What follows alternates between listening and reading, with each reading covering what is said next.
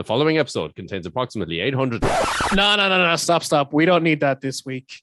Hi, Lost the Plot listeners. Hello, everybody. You may have noticed it's not a regular episode in your feed this week. That's because we're taking an extra week to prepare for the last 3 episodes of the season. Yeah, that's right. We're coming into the final rundown now of season 1.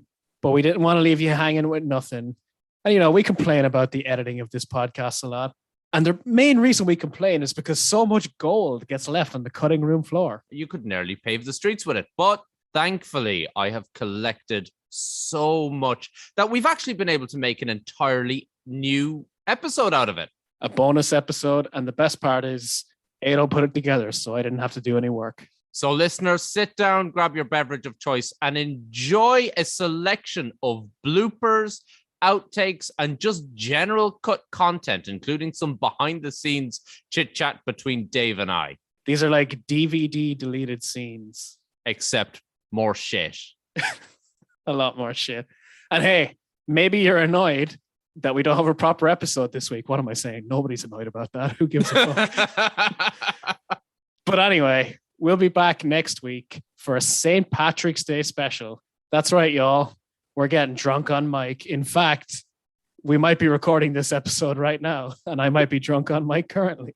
Currently a few cans in, but you'll find out more about that next week. So sit back, smoke a doobie or something if that's your thing, and enjoy these outtakes from the first season of Lost the Plot.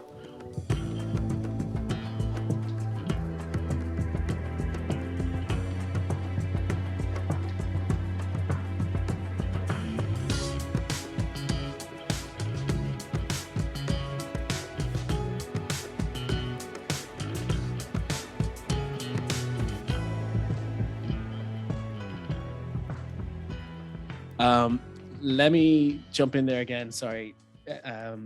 Your mic did a weird thing where you're really loud for a sec and then there was a little bit of hissing. It sounds fine now, but do you want to just check that everything's plugged in okay? Oh, good shout. While you're doing that, I'll fart. Oh, yeah. I have that immortalized on the recording now. Loving it. Yeah, my microphone is set to USB audio device. I'll tell you what, just let me do a quick test. Testing. 1, 2. Yeah, no, my mic is good. Sweet. Oh, Gucci. Better safe than sorry. Yeah. I love that Zoom has that little function of testing your microphone. Yeah, that's great. All righty. So we move from there into. That's going in the outtakes. Oh. Oh my God. I just tried to inhale my coffee. Fucking hell, man. That's like that time where I think we left it in the episode where I tried to drink the suds off the top of my can. And I inhaled suds and started coughing and spluttering. Oh, fucking hell. I think I'm dying. Call 911! Okay, no, I'm good. Okay.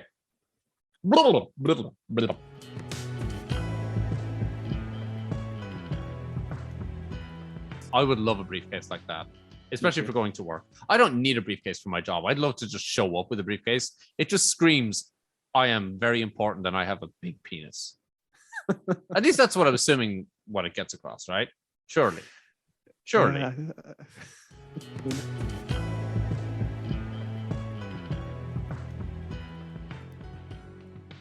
And then the rest of the gang shows up and Jack finally bests Ethan. Yeah, he beats, count him, 1, 2, 3, 4, 5, 6, 7 shades of shite out of him.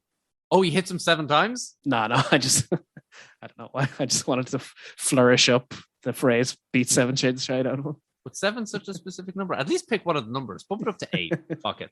But that's the phrase, 7 shades of shite, right? Is that a phrase? Yeah, I bet 7 shades of shite out of him. Oh, I'm going to use that in future. I've never heard that. It's a good one. Beating the shite out of someone. Oh, whatever. Who cares? But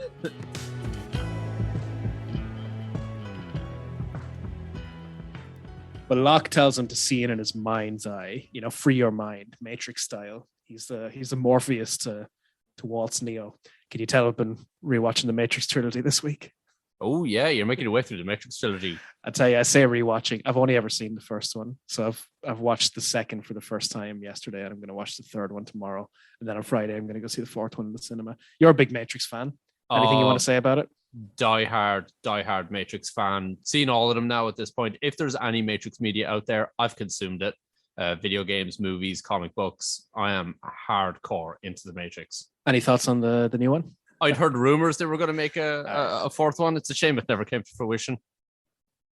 But no, like in all seriousness, I was always a huge fan of the original trilogy, and I used to defend the 2 sequels. Yeah, well, I heard the second one was bad, and then I watched it and it was fucking awesome. Now I've heard the third one is bad, like even from people who defended the second one. The third one's not bad. It's very different to like the first 2, for example. It's not as kung fu action oriented.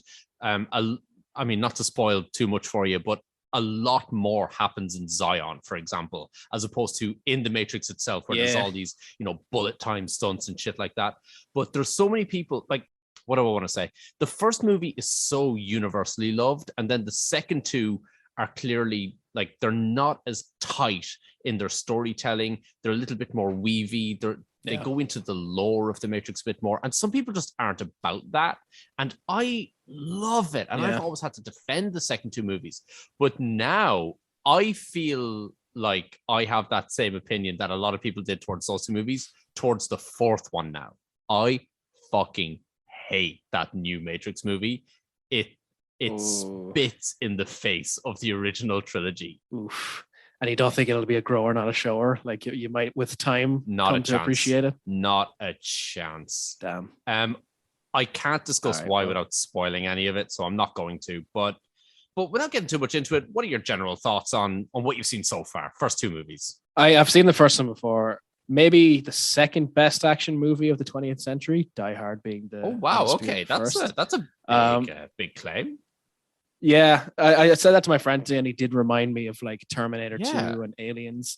And I was like, yeah, true. Those are good as well. I'd have to sit down and really think about it for my ranking.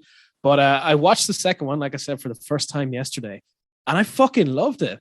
I thought it's like it was way exceeded my expectations. Now, what I will say is I don't think it really kicked into gear until they got out of Zion. The first act didn't do much for me. So I have a feeling I probably won't like so as much as you. I have already mentioned how big a fan I've been of the trilogy for years and years and years, right?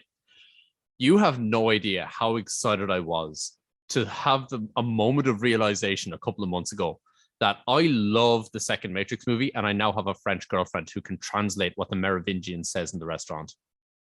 Do you remember he goes on like this big, long string of swearing in French? And I finally got my girlfriend to listen to it. And the first time she listened to it, she just started cackling in laughter. It's very rude, apparently. That dude is not French, I'm guessing. French. And he makes a girl come by feeding her cake. It's the most bizarre thing. Like, that's one of those scenes that, detractors of the movie point to say, look at how fucking ridiculous this movie is. And I'm like, no, that makes total sense. It fits with the lore. Like, it's totally cool. Tell you what, with the sweet tooth on me and the diet I'm on right now, I could probably come eating a piece of cake right now. Dirty bastard.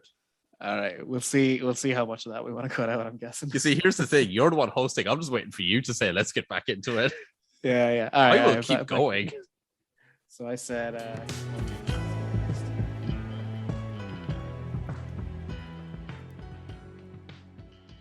Yeah, he just wanted to get his knuckles wet. Just wanted to feed the pony.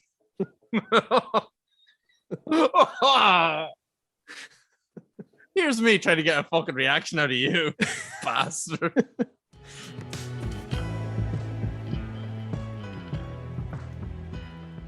Nice. Have you seen the movie Lost in Translation? The Bill Murray one? Yeah, Scarlett Johansson. I haven't seen it. I watched it for the first time last year, like a couple of months ago. Yeah, any good? I recommend it. It was a lovely, lovely movie. Really enjoyed it. Awesome. I'll add it to the list. If there was one word I would use to describe it, it would be meanderingly. That literally gives me no information. It's quite a meandering movie. There's not a whole lot of story to it. It's more, I'd say it's more of a mood. But don't let that put you off it. It's really, it's a really nice, I don't know. It's a lovely movie to just sit and take in. No, I can appreciate moody movies like that. Just I don't even know how to describe it. I've seen shit like that. Like as you said, not a whole lot of story, plot, or action, or intrigue, or drama to it. It's just things happen. You follow people in it as they slice do a of certain life thing. Yeah, exactly. Slice of life movies. There you go. I've lost all my vocabulary today, but that's because I ain't talking about fucking movies. I'm talking about Lost. Yeah. What do you think of the title, episode- Lost in Translation?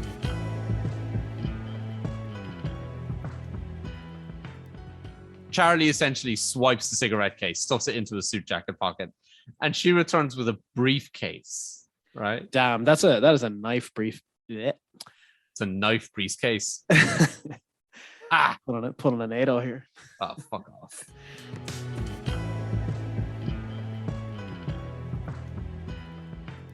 Apparently, I mean, I didn't know this until we read out Paul's email, but Guillaume Marchois is the only writer that stays on after season 1. So we'll be saying goodbye to our favorite cast of writers soon. Yeah, especially Fury, because something I've noticed in Fury's episodes is something that I'm definitely going to be highlighting a little bit later on, but I really love the way he can frame a scene.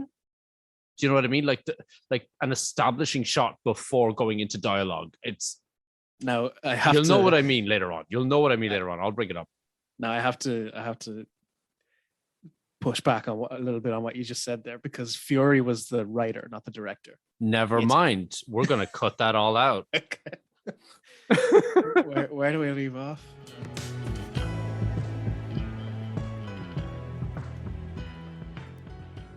So this is from Ryan. Shout out to Ryan. Thank you so much for writing in. The subject. So much for feeling more professional with the fucking the arm.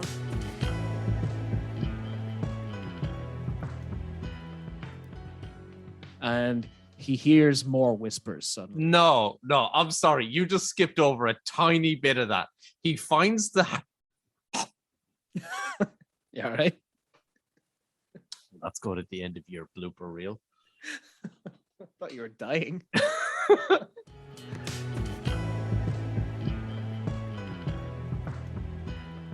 I'm reminded of I don't know why I thought about this. The only other time I remember Matthew Fox when he wasn't even in something, and we can cut this out. This is boring. Have you seen the movie Knocked Up, the Judd Apatow vehicle with Seth Rogen? I have tried to watch that movie so many times. I've started watching it like 3 times, and every time I've watched it, I've turned it off. Oh, really? Easily 10 years since I've seen it, so I don't know how well it's aged. Why did you turn it off? Because it was fucking boring. Oh, I really liked it back in the day, but a lot of those Apatow movies have not aged very well, and I'm guessing that could be the case as well.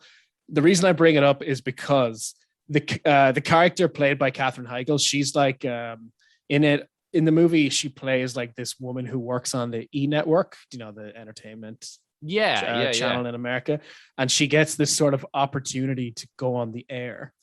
She usually works behind the scenes, but like one of the presenters is sick or something. And it's like, oh, this is her big moment. She gets to go on the air, and this is set to happen the night after she has sex with Seth Rogen's character, and they're having breakfast the next day, and she's like, oh, I'm actually going to be on the air today, and he's like, no way. Oh, who are you interviewing? And she says Matthew Fox, and then Seth Rogen goes, I'm just going to do this exchange. You'll know the Seth Rogen voice, right? So he goes, Matthew Fox from Lost. Yeah. You know what's interesting about him? What? Nothing. Can you tell him he's an asshole for me? Oh, fuck. I picked the wrong moment to inhale my vape. Holy shit. Dude, you almost killed me. Yeah, you should look up that clip. It's pretty funny. That's the only other time I can think of being aware of Matthew Fox outside of Lost. Oh, man. That's Lost. I mean, even if Matthew Fox is a little bit of a dickhead to work with or whatever, that's kind of below the belt. Like that's just mean for the sake of being mean. You know what's interesting about him? Nothing. Boom, roasted.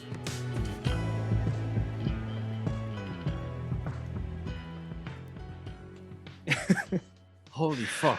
All right, I'm really glad I got that off my chest. I'm quite a mumbler generally, and I think that's going to end up being the loudest my waveform has ever been when we're editing this. Don't worry, I'll send you a screenshot of the edit. Oh, don't imply like I don't edit it now as well. Hey, I like taking the credit.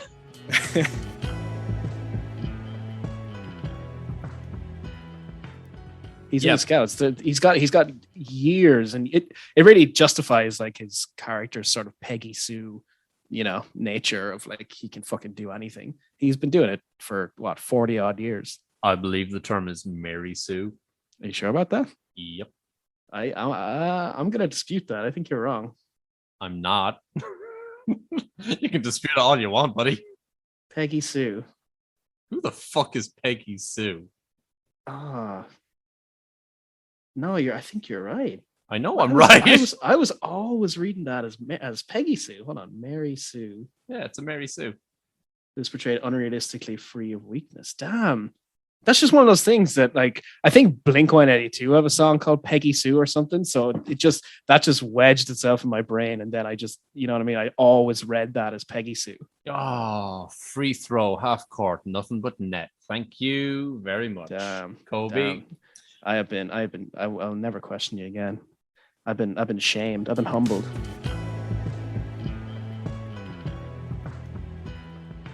Unless the shrimp van is a money laundering scheme.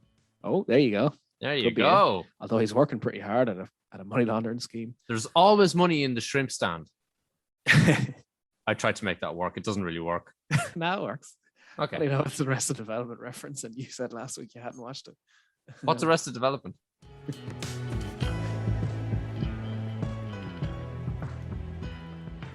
There was some quote unquote off mic chatter there as well. Like even since we started recording, we have. Oh shit! Hold up, my dude. Whoa! What the fuck is going on with your mic? Can you hear me? Yeah. Okay, you're good again. Yeah, I literally just budged my laptop like a fucking millimeter, and I just got all these errors. Like, default mic has been changed to blah, blah, blah, blah, blah, blah. It sounded like you're on a fucking like an intercom system or something. Remain perfectly cut like a fucking like when the fucking war sirens go off. Everyone get to lower ground. Mysterious.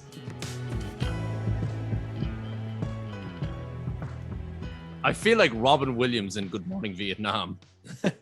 Is that the name of that movie? Yeah. Good. Okay. I've never seen it, but God, I watched one of the worst movies I've ever seen in my life this week with Robin Williams in it. It was called The Angriest Man in Brooklyn. Never heard of it. Fuck. We do a movie club in work, so every week someone picks a movie and we all watch it and talk about it on Friday. And my boss picked this one. It was only 83 minutes, but it felt like a lifetime, and I'm never getting those 83 minutes back. What do you hold up there as the worst movie you've ever watched? Ever? I don't watch a lot of bad movies, to be fair, and I'm quite easy to please. But I remember when I was a child going on, it was like 12, we did like a holiday where we sort of went to a few different places in the States. So we were on planes like a few times, and every fucking plane I went on had the movie The Time Machine starring Samantha Mumba. Oh no. Based on I think a H.G. Wells story or something, but I just remember being forced to watch this movie over and over again, and it was fucking god awful.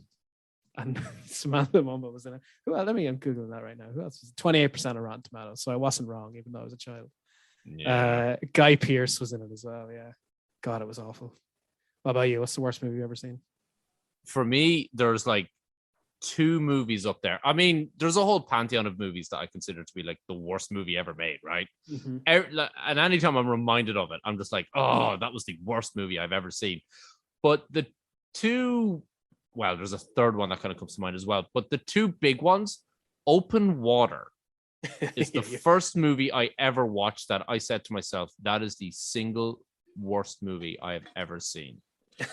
Open Water, for anyone who's not familiar with it, it's about... Oh wait, are we hosting right now? I thought we were going to cut this bit out. Oh shit, yeah. But you've seen Open Water, right? I don't think so. I feel like I don't know why I know that you hate it. You either spoke about it on this podcast before, or that hate ran as so deep as to go back to our uni days. Probably the latter, right? Probably, yeah. It like husband and wife go out scuba diving. Yeah. They resurface and the boat has left without them, and they're just left to fend for themselves in open water. The movie poster for it just has the two of them,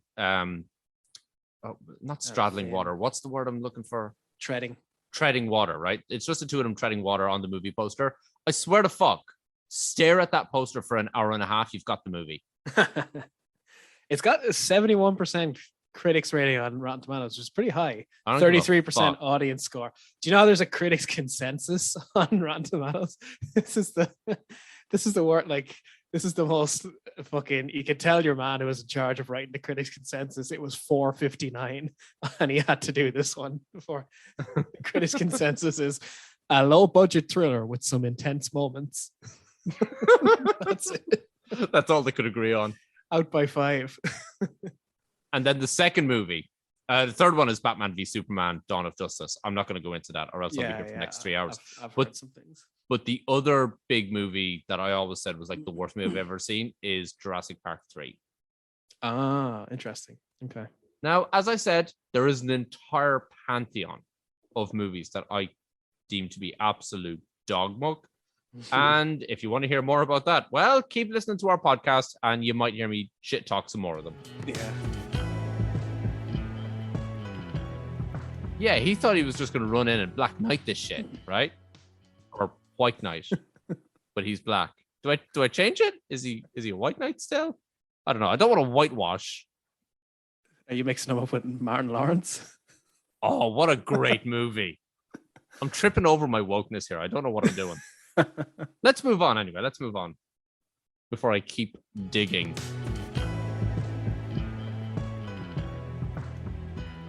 Have you ever seen the Disney movie Moana? I haven't. It's a cultural blind spot for me. I really need to see it. There's a character in that movie who has tattoos that move. So I'm like, maybe that's like Jack's tattoos. They just like to move around his body. That would be sick, actually, if you could get a tattoo that moved. I want a tattoo that moves like a GIF, you know? Yeah. It'd fucking drive you mad eventually, though, just doing the same shit over and over again.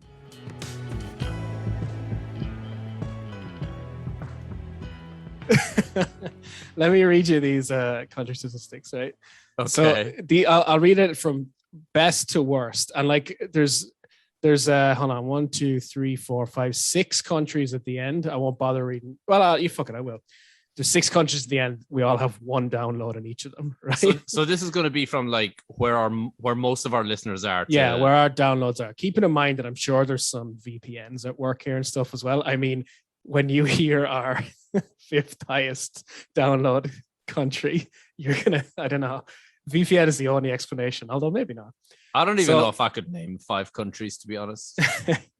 So at the top with 231 downloads. Now this just recently took the top spot. 231 downloads, the United States. We're officially more popular in the US than we are in Ireland, which is number 2. It had been the number 1 up until I checked it today. 226 downloads in Ireland, so only 5 less. That's in second place. Third place is Third place is Sweden, 111. That's literally just you listening back to it, isn't it? I have friends. Well, but yeah, I have been humbled by this list. I'll get to that, right? So with a huge drop after that in 4th place with 35 downloads, United Kingdom. Fuck them. Number 5, right?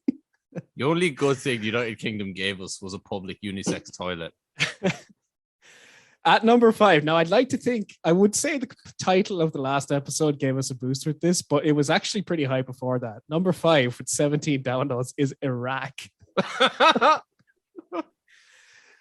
Number 6 with 16 downloads is Spain. Hold on. You do know that's because we have an episode called Iraq Savers. Well, that's what I'm saying, though. I think we had a fair few from Iraq before we released that episode. Now, I think it did jump up. It wasn't as high as it was. Spain is next with 16 downloads. That has to be fucking 16 downloads in Canada, where I have an established friend group. and none of them are listening. Unless there's less of my friends listening than there are Iraqis listening to our podcast. And then we have, I'll just rapid fire the rest of them. Germany 14, Austria 13. That'll be France 12, Belgium 10, Netherlands 3, Norway 3, Poland 1, Australia 1, Iceland 1, Italy 1, Denmark 1, Mexico 1. Oh, so we need to break into the South America market like our friends over in Lost the Plot, or we're Lost the Plot, Lost My 40s. They recently broke it. They just got one listener in Brazil quite recently. Nice. We haven't got anyone in Brazil. If we do get any listeners in Brazil, every social media post we will have the comments "come to Brazil" on it. Actually, you know what? I have a solid friend base in Brazil. I'm going to get onto those fuckers. Yeah, I do.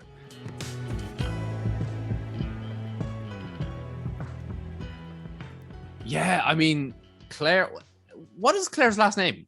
Is it Littleton? Littleton. I had a different last name in my head. I think I'm thinking of a different character from a different show. Which is appropriate because she looks like she weighs a little ton. That's mean. Although she's pregnant, so yeah, with the pregnancy. No, come on. With the pregnancy, she got a fat baby.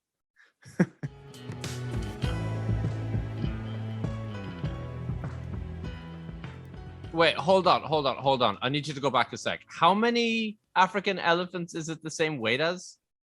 Just shy of 915, 914.9. Okay, so given the average height of an African elephant, did you know that if you somehow like stack them one on top of the other towards the moon, they would all die? I think you made that joke on the podcast before. And I am never going to stop. Listen, I'll stop when you stop laughing, okay?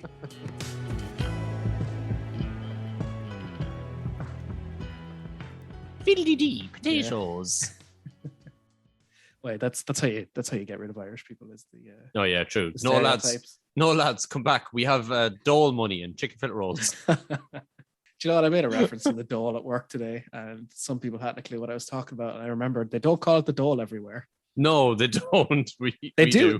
They do in Britain, I think, and maybe even even in North America they know what you're talking about. But a few of my international co-workers were like, "What are you on about the dole?" Huh. For anyone listening who doesn't know what that is, it's like the unemployment benefit in Ireland, essentially. Yeah, social welfare kind of thing. Yeah, rock and roll on the dole.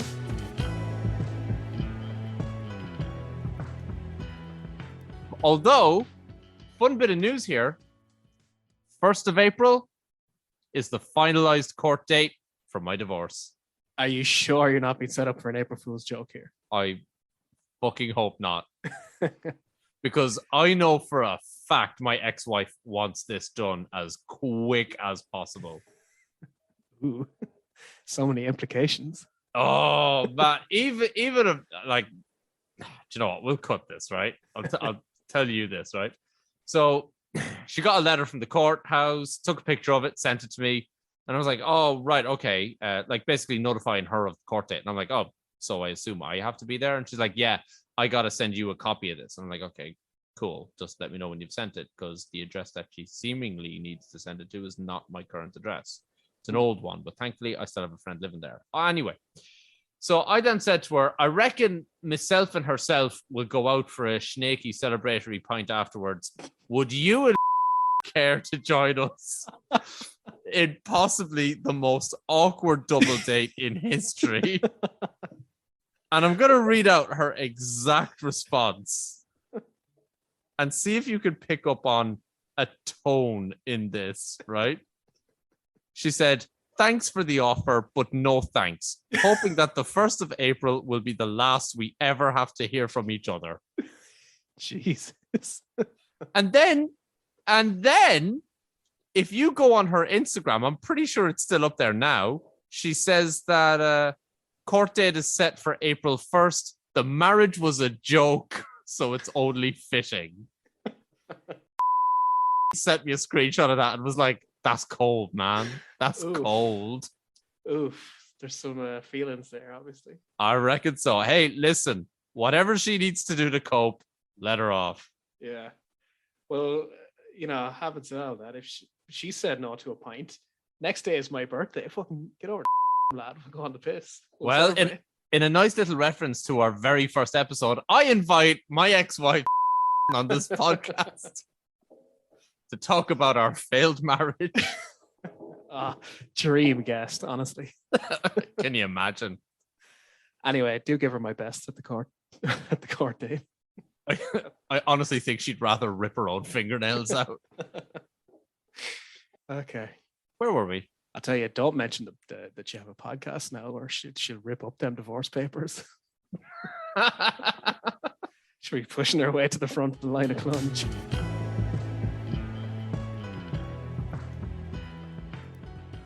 Should we have a list of top lost deaths? Do you mean over like a running thing? Yeah, I wasn't being fully serious asking. How would you rank Boone's death? How would you rate it? Like, is it a good one? Is it a 8 out of 10? Didn't really care that much about the character, but the fact that it's like the first main character and the life and death theme is so effective here. Yeah, it gives it its high score. We should say that, damn, that character was hard done by as well. I know I've said it a few times already, but like, what a horrific way to go. Actually, I'm going to amend my score to a 7.5. Sorry, Ian. What did you cook for yourself yesterday? That is exactly what I was going to talk about. So it doesn't have a name, right? Here's what I made. Now follow along with me. I chopped up a whole onion, and fucked it into a wok ready to fry, okay? Right, I'm there, visualizing. Chopped up 3 whole bell peppers, green, Nice. red, and yellow. Fucked them into it as well. Threw in a shit ton of rice, a tin of chopped tomatoes, and then a little bit of tomato puree mixed with water just to give it a little bit of, a little bit more. Because I was going to add another tin of chopped tomatoes because I'm too lazy to chop tomatoes. But I'm really bad with a can opener, and getting the first one open was just way too fucking hard, right? And then, follow me on this journey, right? I added the one ingredient that everyone says will ruin this dish. Actually, no, hold on. Before I even get to that, I added 2 sachets of chili con carne powder to beef it up and thicken it a little bit, right? Make it nice and goopy. And then he decided to watch the world burn. And then finally, I added a full tin of baked beans. Jesus fucking Christ. So this was what? Chili con ado? Chili con ado, yeah. Take the black How light was away, it? my friends. It was delicious. Nice. Delicious. And I made enough of it so that it will last me until my girlfriend comes home. Happy days. Yeah. I did a gas thing today. I made, just before recording, actually, not long, I made pizza stuffed zucchini boats for dinner, which are like, you open up a zucchini, you cut it in half, you sort of hollow it out, and then you put like what would be on top of a pizza, sort of stuff it with that. Oh, right. You know, Yeah. tomato sauce, a few toppings, bit of cheese. And it's like a healthy alternative to pizza. And then I made some garlic bread on the side, completely negating the lack of pizza crust. Yeah, I have made that before. And by I have made it, I mean some woman at one point in time I've lived with has made it for me. I don't even remember who. Someone's made it for me. It's good. All right, well, we've made enough fucking waffle here to last us a lifetime today. Should we get into the episode? Yes, let's get into it. Let's go back to the island. I'm still not done talking about Drew. His career goes on.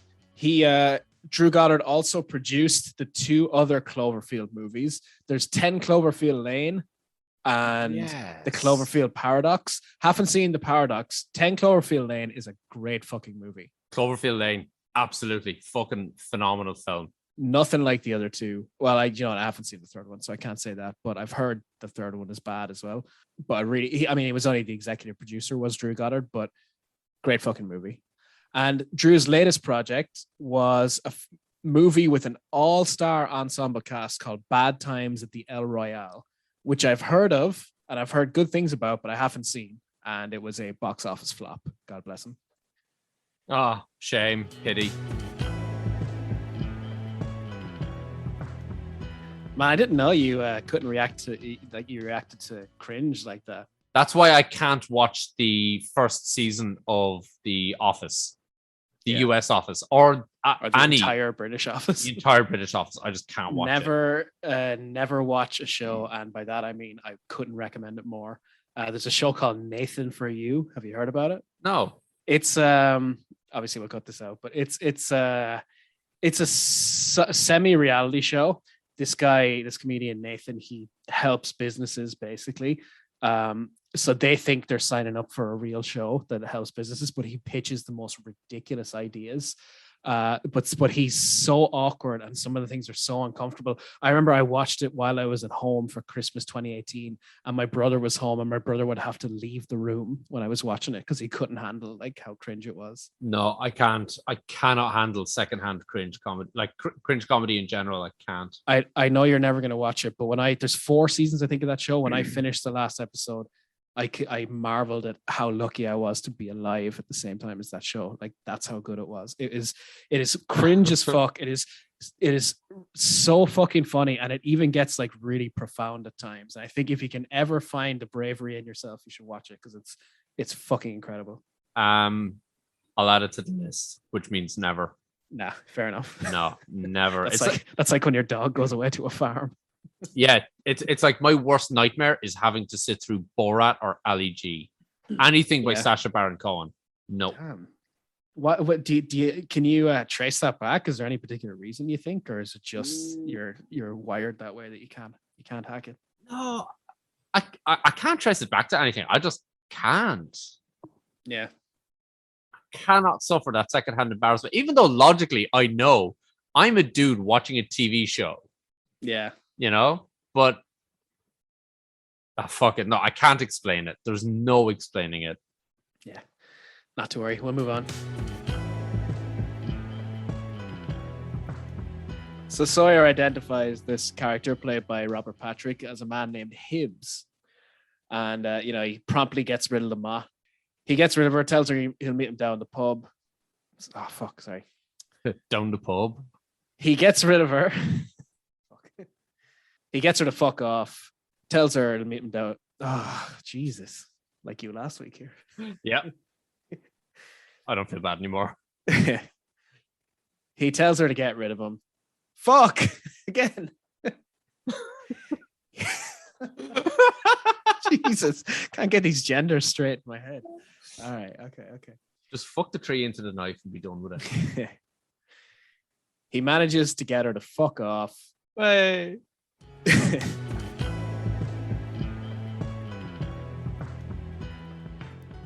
Which is great. Like this is a good little thing to. What was that? Do you remember that thing I told you about where my building just randomly shakes every now and again? What? It's happening right now. I warned the Lost in My 40s people beforehand last week. It might have been before you arrived, actually. My building just does this weird thing where it just starts to vibrate. And it happens. That's not normal. No, I have no idea what it is. It happens irregularly as well. It's happened 3 times today, which is the most that's happened in one day. But like other times, it might not happen for days, and then it's fucking weird. Sort of like an earthquake kind of thing. Yeah, it's almost like someone's using like a pneumatic drill in the wall on a floor below me. So it's not like the whole thing's moving. It's like the room is vibrating. Yeah, I mean, it does, like, it doesn't feel solid though. Yeah, vibrating, I guess, is a good word. Like, it shakes a lot. It's quite violent. I'd be semi worried about that. Yeah, but it's been happening long enough now. Like, it's been happening for about a month. Do you have a landlord you could query that to? Well, the guy who I live with, my landlord, he's not the owner of the building. He owns the apartment, but like, he's been away. But he left before it started happening, and he's usually keyed into these things, like, because he's obviously the resident, the owner, like the building association will let him know, the water's going to be off from here to here or whatever. But right, okay, no indication as to what this is, and he hasn't messaged me. So yeah, I would keep an eye on that. Yeah. Another mystery of the island. Where the fuck were we? I have the clue. Fun fact, the book Sawyer's reading there is A Wrinkle in Time, the children's fantasy novel. Have you read that? I have not. No, I've never heard a single thing about it. But didn't they make a movie about it recently, or a movie of it recently with fucking Oprah in it? Oh, was it Oprah? Yeah, I think you're right. Yeah, it was about 2 years ago they made a film adaptation. And yeah, I was like, who played because I know there's a black lady in that. I was like, who played that lady? Was it Octavia Spencer? No, you're right. It was fucking Oprah, wasn't it? Yeah, of all people. I wonder how her acting chops were. She's never done any acting before that, surely. I think she has, but not a lot.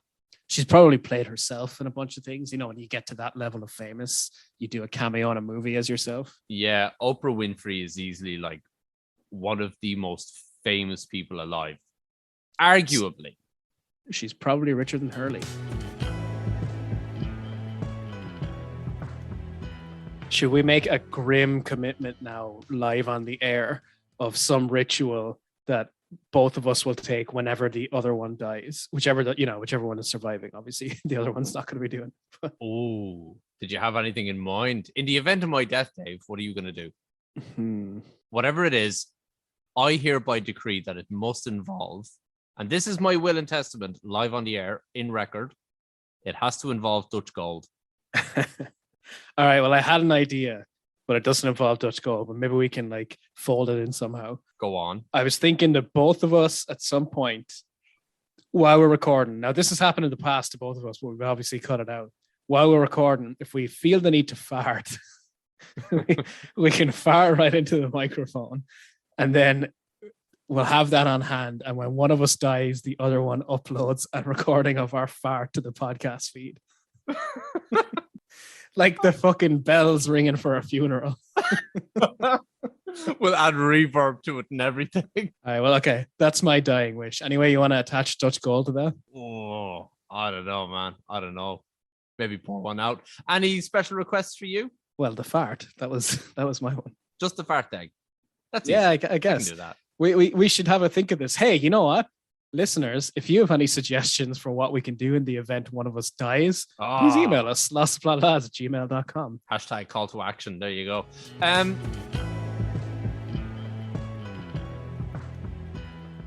Fucking great cheese off them cheeks. You actually could. I have lost pause on the split screen here on a close-up of DDK's face, and holy shit, the point that his cheekbones come to. It's very attractive, though. Is it? I think so. The second ever time I watched Lost, the girl I was with at the time, I watched it through with her. It was my very first girlfriend. Shout out. And she confessed to me one night that she was really attracted to Jin. And I was like, yeah, I see it. I mean, he's got that jawline. The cheekbone. I don't know. The cheekbones are just too sharp. Although then again, me, straight guy, I'm more receptive to curves and softness and stuff. Whereas I look as though I touch his face, it'll hurt me. You can fucking cliff dive off those things.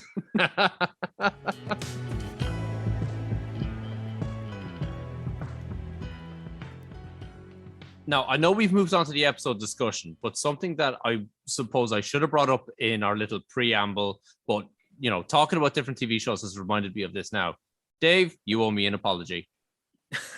Okay. You owe me a fucking apology. Hit me. Why? For making me aware that there was such a show as Nathan For You. Oh. That is the most painful shit I have ever tried to watch in my life. Now, you recommended it. Yeah. So I went for it. You know, your recommendations have always been spot on for me. Thus, how I watched Lost in the first place. But that show was physically painful to watch. It's a rough one. Did we talk about that last episode? No, it was 2 weeks ago. Yeah, I think I would have said we cut that bit out. No, I didn't get that far. But ooh, did I cut it out or did I include it? Anyway, it's fine because we can just cut this bit out if you did. Okay, fine. None of that was bravado for the microphone. Genuinely. Yeah. No, it's rough, but I loved it.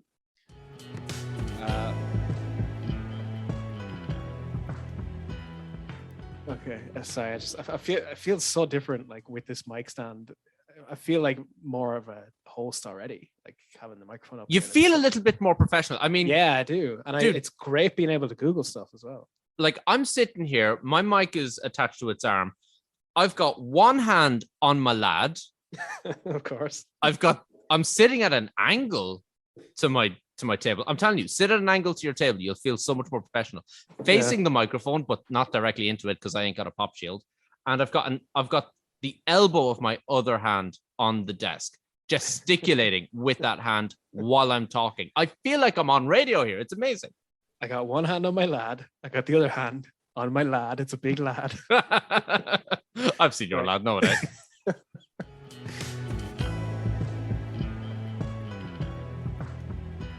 Man, I've just had one of the most pleasurable experiences ever. Do you want to know what just happened? Let me just put away the blue light again. No, seriously, go on, tell me. This is like such a small thing, but anyone who's ever experienced this will know. I have just finally been able to dislodge a piece of popcorn that was stuck in my teeth for the last 2 days. Oh my God. Even the thought of doing that has just given me like the warm and fuzzies. Man, as someone with supremely gappy teeth who never got braces as a teenager, like I know that pain and that pleasure all too well. Now, I make it sound as if I've been trying to do something about it for the last couple of days. No, I just literally got like a tiny piece of cardboard, slid it in my teeth, and boom. Oh, I feel so good right now. Nice. But live on the air. But my teeth aside,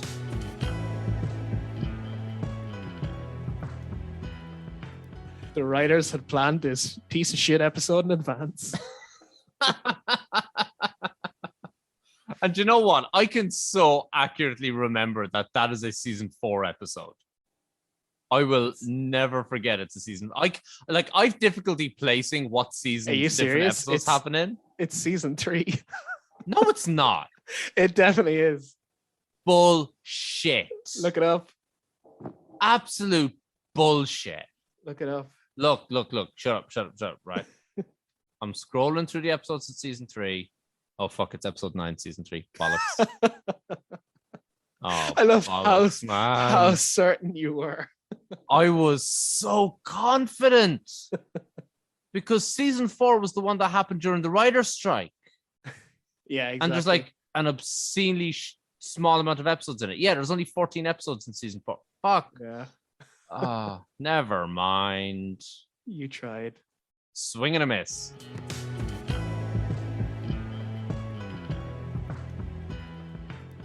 And can I just say, I know we've been objectifying Son a lot in this episode already. I promise this will be the last time I do it, but Dem titties. that underdress thing is really doing things for her. What? Her boobs look fucking huge in it. Yes, they absolutely do. They absolutely do. I mean, the magic of a good Wonder Bra and underwire, right? Like way bigger than they actually are. Okay, maybe we should cut that out. They're fucking massive. All right, go on.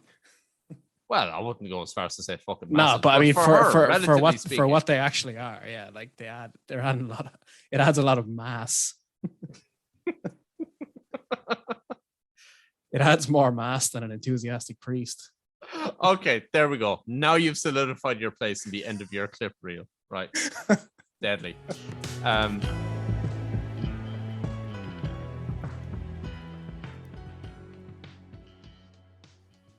So am I right in saying that this flashback is the one that's most recent to the plane crash? Charlie's final it flashback in his first flashback episode is the most recent because he's from Australia. Yeah, of course. But the rest of the flashbacks in that episode are even older than these ones. That's why it's a bit confusing. The timelines jump around. We'll cover it when we do a second round of Lost podcast covering chronologically Lost. Oh, fuck. Not a chance. Not a fucking chance. For anybody listening who is not aware of what chronologically Lost is, just search it. We will have cut that part out, Shorty. Oh, okay. Okay, we're cutting that out. I'm going to skip to the next scene, all right? Yeah, go for it. Sweet. Bonus content. Anyway. Man, I can't wait till for 6 years' time when we finish this Lost podcast and we have a listener base and we can start a new podcast about movies or something. Yeah, something people actually want to listen to. Yeah. Lost the Plot is produced by me and Ado. The artwork is by Jimmy Purcell of BeenBetterComic.com. The music is by Noel Brennan of No Exit. You can check out No Exit wherever you stream your music. You can follow us on Twitter and Instagram at Lost the Plot Lads, and you can email us at losttheplotlads@gmail.com.